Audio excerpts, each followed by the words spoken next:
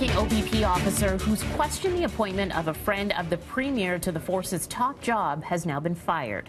Brad Blair, a one-time interim OPP commissioner, also made public Doug Ford's request for a customized van. Blair stepped into the spotlight when he asked the courts to order a review of Toronto Police Superintendent Ron Taverner's appointment to head the OPP. The government insists politics has no part in Blair's firing, but rather his releasing sensitive information is what did him in.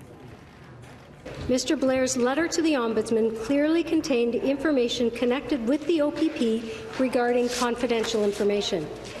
Mr. Blair was informed of this decision on December 28 by his ethics executive. By releasing more private information during his subsequent legal filings, Mr. Blair breached his oath and appears to have breached the Act. Premier Ford had accused Blair of breaking the Police Services Act, comments which Blair is now considering suing over. In the meantime, Taverner's appointment to the OPP is on hold until a review is done. India is the latest country in Donald Trump's trade crosshairs. The U.S. president wants to end special treatment for Asia's third largest economy.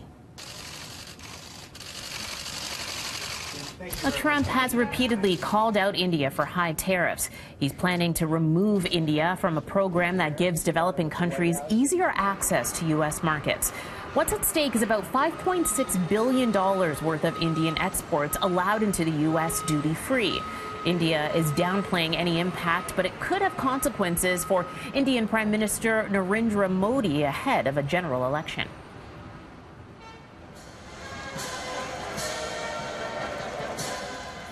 North Korea's state media releasing this video of leader Kim Jong-un returning to Pyongyang today following his second summit with U.S. President Donald Trump. The meeting in Hanoi, Vietnam was cut short, and they failed to come up with an agreement on North Korea's denuclearization in exchange for an easing of economic sanctions. But the state media said that Kim had successfully finished his goodwill visit. I'll let the good times roll for Christians. It's Fat Tuesday, the last day to celebrate Carnival.